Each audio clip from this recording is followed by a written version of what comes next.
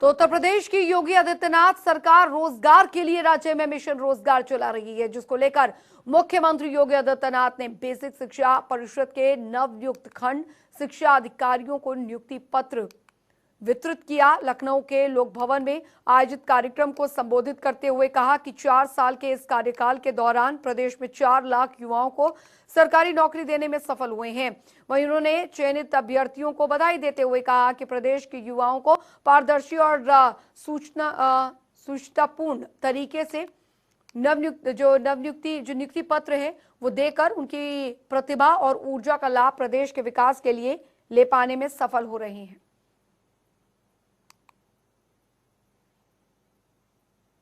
और ये 4 तस्वीरें आपको दिखा रहे हैं मिशन रोजगार अभियान की शुरुआत मुख्यमंत्री योगी आदित्यनाथ ने की और नियुक्ति पत्र जो है लाभार्थियों को सौंपे और अभ्यर्थियों को सम्मानित भी किया गया।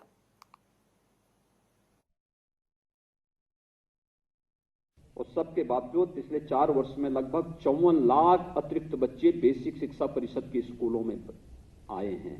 उनको नए सिरे से उनका प्रवेश हुआ है, उन बच्चों को वहां पर भेजने का काम किया गया है ऑपरेशन कायाकल्प के माध्यम से।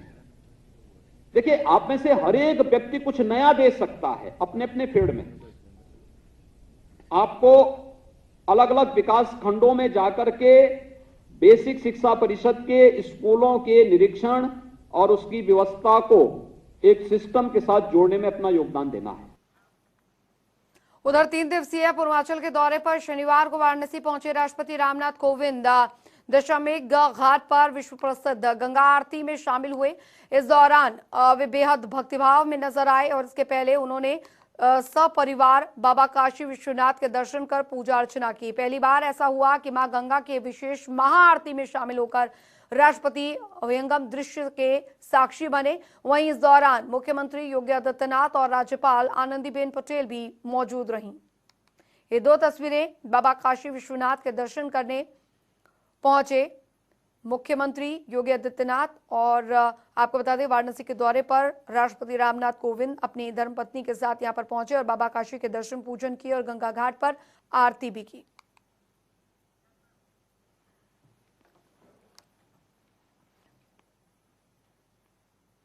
उधर उत्तर प्रदेश के माफिया मुख्तार अंसारी इन दिनों यूपी और पंजाब की सरकारों के बीच हॉट टॉक का सबब बने हुए हैं। मुख्तार अंसारी को लेकर दरअसल दोनों राज्य सरकारों की लड़ाई सुप्रीम कोर्ट तक जा पहुंच गई है।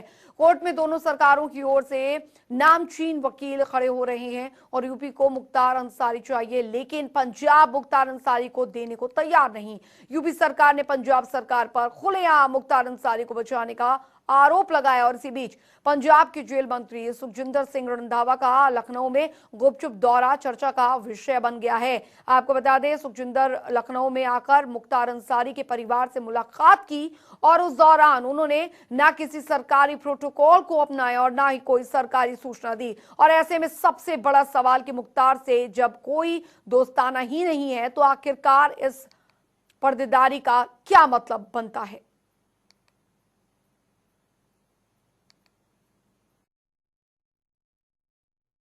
मंत्री नहीं थे वो जेल के औकात है। मंत्री नहीं थे वो जेल के औकात है। मंत्री नहीं थे वो जेल के औकात है। तो बाहुबली मुख्तार अंसारी को प्रदेश की योगी सरकार पंजाब जेल से वापस लाना चाहती है। अब ऐसे में पंजाब सरकार के जेल मंत्री सुखजिंदर सिंह रंधावा लखनऊ के 5 सितारा होटल में देखे गए हैं। इस पर योगी सरकार के कैबिनेट मंत्री सिद्धार्थनाथ सिंह ने पंजाब की कांग्रेस सरकार पर तंज कसा है। कैबिनेट मंत्री ने कहा कि चोर चोर मौसेरे भाई, ये जो मुहावरा है वो पंजाब की कांग्रेस सरकार पर सिद्ध होता है। और चोर चोर मुसेरे भाई, ये जो मुहावरा है वो सिद्ध होता है पंजाब की कांग्रेस सरकार पर। मुख्तार अंसारी जो कि एक क्रिमिनल है उत्तर प्रदेश में, कल के इस पे उनको हम लोग वापस लाना चाहते हैं पंजाब के जेल से, मगर पंजाब सरकार उसको वापस आने नहीं दे रही है। और दूसरी तरफ उनके जेल मंत्री कांग्रेस के पंजाब के, वो मुख्तार अंसारी के लोगों के साथ छुपा छुपी करते हुए उत्तर प्रदेश में आए, पकड़े जाते हैं, देखे जाते हैं। तो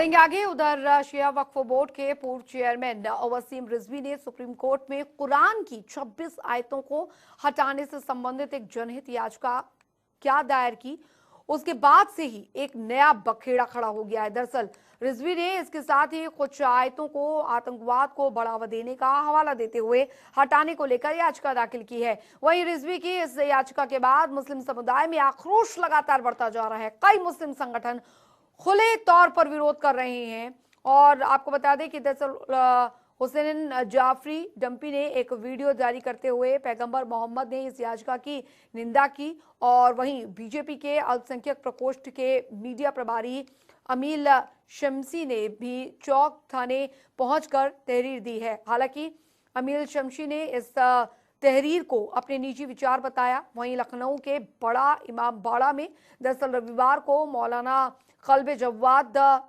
तफुर्जे कुरान के नाम से रैली निकालेंगे, जिसमें कि शिया सुन्नी और धर्म के लोग शामिल होकर प्रदर्शन करेंगे।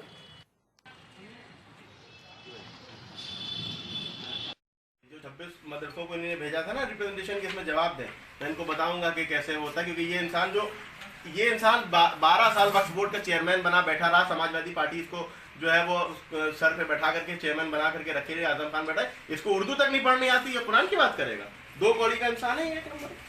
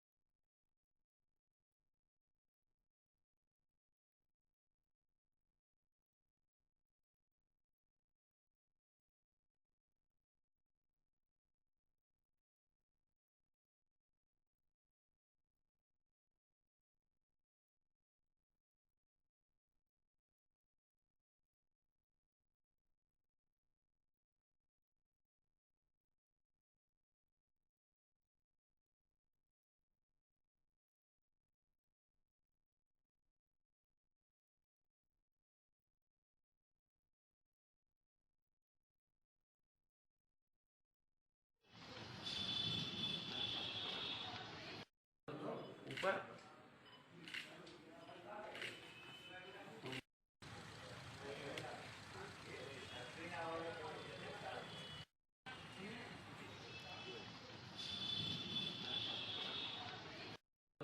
ऊपर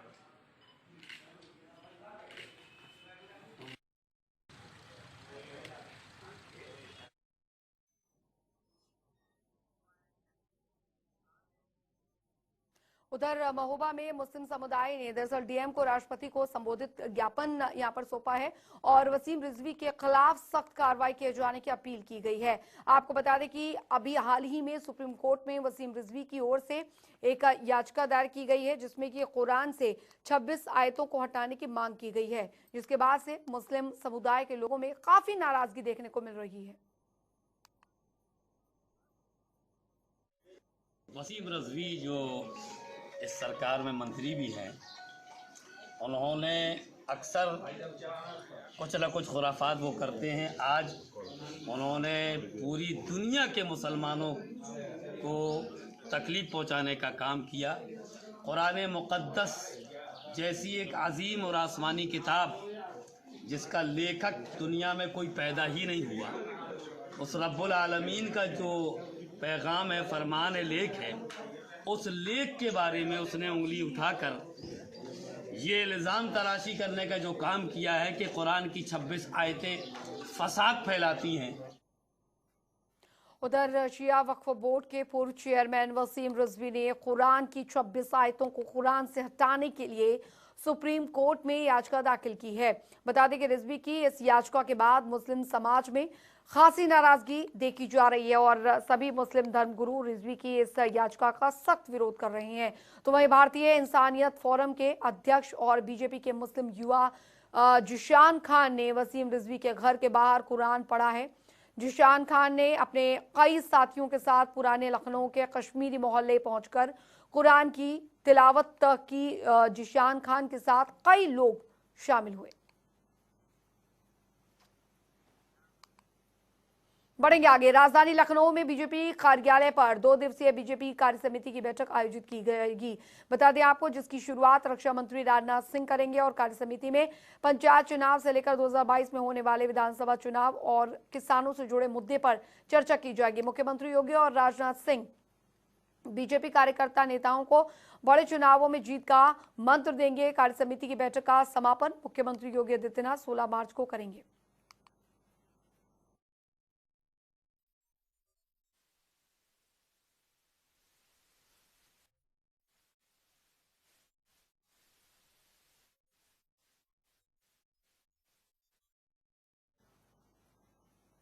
उधर कपिल वस्तु महोत्सव को देखते हुए 3 दिवसीय काला नमक चावल महोत्सव का आयोजन किया गया है, जिसका वर्चुअल शुभारंभ माननीय मुख्यमंत्री योगी आदित्यनाथ ने दीप जलाकर किया। काला नमक का चावल को एक जिला एक उत्पाद की श्रेणी में रखे जाने की योजना में शामिल किया गया है। बता दें कि काला नमक चावल महोत्सव में मुख्यमंत्री ने जिले सभी किसानों को शुभकामनाएं देते हुए कहा कि जिले के काला नमक चावल की महक जिले में ही नहीं बल्कि विदेशों में भी है। आज काला नमक चावल किसानों के लिए किसी वरदान से कम नहीं है।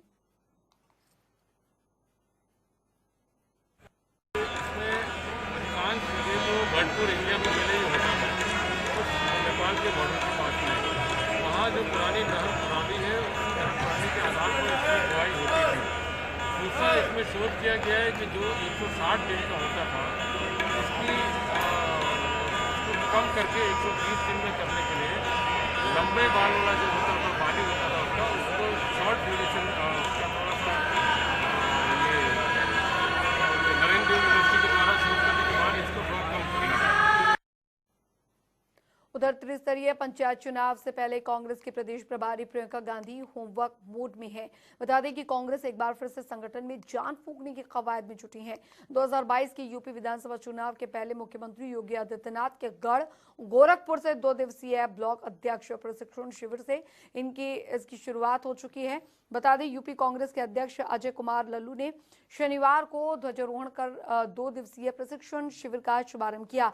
हालांकि तकनीकी वजहों से कांग्रेस की राष्ट्रीय महासचिव और यूपी की प्रियंका गांधी वर्चुअल माध्यम से इस प्रशिक्षण शिविर से नहीं जुड़ सकी।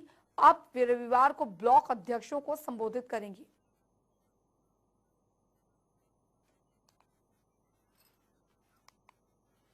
उधर बलिया के जननायक चंद्रशेखर विश्वविद्यालय में दूसरे दीक्षांत समारोह की शुरुआत हो गई है।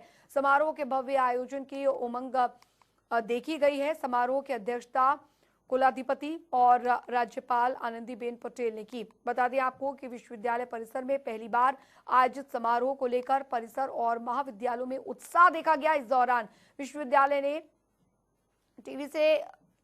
टीबी से ग्रसित 6 बच्चों को दरअसल गोद लिया और साथ ही यूनिवर्सिटी परिसर में SC/ST के विद्यार्थियों के लिए परिसर में ही हॉस्टल बनाने का प्रस्ताव पास किया। राज्यपाल आनंदीबेन पटेल ने कहा, दीक्षांत शिक्षा का अंत नहीं है, जीवन में चुनौतियों का सामना करना होगा। आगे कौन आगे लिया है? देश की समस्या है, वो समस्या को दूर करने के लिए हम क्या प्रयास करें, कैसे प्रयास हो रहे हैं, ये सब बातें हम इसमें रख सकते हैं। मित्रों, महिलाओं की शिक्षा कैसे होनी चाहिए, महिलाओं के सशक्तिकरण के लिए क्या करना चाहिए, कृषि के लिए क्या करना चाहिए, युवा शक्ति को एकत्र करने के लिए, देशभक्ति जगाने के लिए क्या करना चाहिए, हमारे छोटे छोटे बच्चों के लिए कैसे लचीलापन होना चाहिए। अपने विवादित बयानों को लेकर चर्चा में रहने वाले बलिया के विधायक सुरेंद्र सिंह ने दावा यह किया है कि योगीराज में जल्द ही ताजमहल राम महल में परिवर्तित हो जाएगा। ताजमहल पहले शिव मंदिर था। शिवाजी के वंशज के तौर पर यूपी में योगी आ गए हैं और उनके मार्गदर्शन में ये भी होगा। भगवान चाहेगा तो आप बहुत जल्दी सुनेंगे कि ताजमहल भी राम महल हो गया या शिव महल हो गया, शिव महल हो जाएगा। बिल्कुल होना चाहिए महाराज। ना के सवाल क्या है, देखिए ना के सवाल क्या है, मुस्लिम आक्रांताओं ने, देखिए मुस्लिम आक्रांताओं ने भारतीय संस्कृति को नष्ट करने के लिए जो भी विधा अपनाना पड़ा उन लोगों ने अपनाया है। अब कम से कम स्वर्णिम समय आया है, शिवाजी का वंशज आ चुका है उत्तर प्रदेश की धरती पर मेरे भाई, इसमें कोई दो राय नहीं है। समर्थ गुरु रामदास जैसे शिवाजी पैदा किए थे, गुरु गोरखनाथ ने पैदा कर दिया है दूसरा। उधर मुरादाबाद में सपा मुखिया अखिलेश यादव की मौजूदगी में पत्रकारों के साथ हुई बदसलूकी मामले में अब एफआईआर दर्ज करी गई है। बता दें आपको, अखिलेश यादव समेत 20 लोगों के खिलाफ थाना पगबारा में कई धाराओं में मुकदमे दर्ज कराए गए हैं। बता दें आपको कि मुरादाबाद में प्रेस कॉन्फ्रेंस के दौरान समाजवादी पार्टी के कार्यकर्ताओं ने पत्रकारों के साथ मारपीट भी की थी।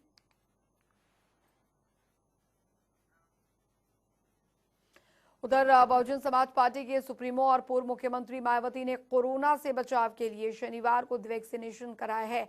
उन्होंने राजधानी लखनऊ के टीएस मिश्रा हॉस्पिटल में कोरोना की वैक्सीन लगवाई और इस दौरान उन्होंने केंद्र और राज्य सरकारों से एक बार फिर से अपील की है कि वे गरीबों के लिए टीके की मुफ्त व्यवस्था करें। साथ ही जनता से अपील की है कि वे कोविड नियमों का पालन जरूर करें। उधर कोर्ट के आदेश के बाद अवैध धर्म स्थलों पर अतिक्रमण का काम शुरू हो गया है। इसकी पहली तस्वीर लखनऊ के पारा थाना क्षेत्र के शिव मंदिर पर देखने को मिली, जहां पर भारी संख्या में पुलिस की तैनाती में अतिक्रमण को हटाया गया। बता दें कि गृह विभाग के आदेश के बाद लखनऊ पुलिस एक्शन मोड में है और अवैध धर्म स्थानों पर अतिक्रमण पर शिकंजा कसना शुरू कर दिया गया है। लगातार बढ़ रही महंगाई को लेकर प्रसपा के कार्यकर्ता सड़क पर उतरे और बहराइच कलेक्ट्रेट परिसर में पहुंचकर कई मांगों को लेकर ज्ञापन अपर जिलाधिकारी को सौंपा। वहीं डीजल पेट्रोल के बढ़ते दामों को लेकर यह ज्ञापन अपर जिलाधिकारी को दिया गया। उनका कहना है कि बहराइच में लगातार बिजली के बिल में धांधली की जा रही है, जिससे तत्काल रोक लगाई जाए। उधर शामली में गन्नौर क्षेत्र के सिमरई गांव में जहरीली शराब के सेवन से 2 लोगों की मौत हो गई, जबकि 3 की हालत गंभीर बनी हुई है। वहीं पुलिस के अनुसार दोनों ग्रामीणों की मौत भांग के सेवन करने से बताई जा रही है।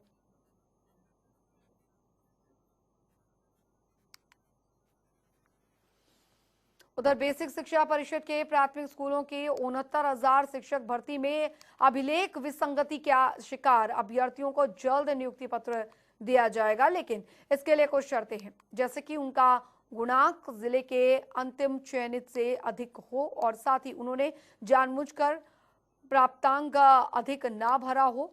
बेसिक शिक्षा विभाग की अपर मुख्य सचिव रेणुका कुमार ने इस बारे में 5 मार्च को आदेश जारी किया था, अब जिसका अनुपालन 15 मार्च तक करने के निर्देश बेसिक शिक्षा अधिकारियों को दिया गया है। इसके अलावा 138 शिक्षा मित्रों के शिक्षक बनने का रास्ता भी लगभग साफ हो गया है।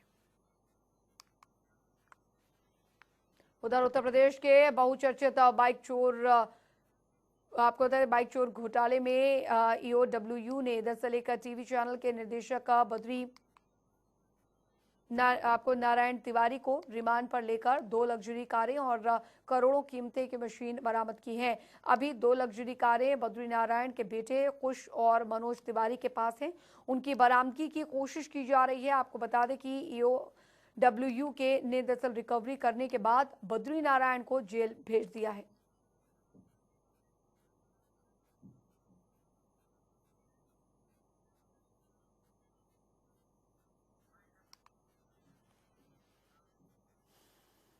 चलिए, उत्तर प्रदेश की खबरों में अभी के लिए फिलहाल इतना ही। बने रहिए जनता टीवी के साथ। नमस्कार।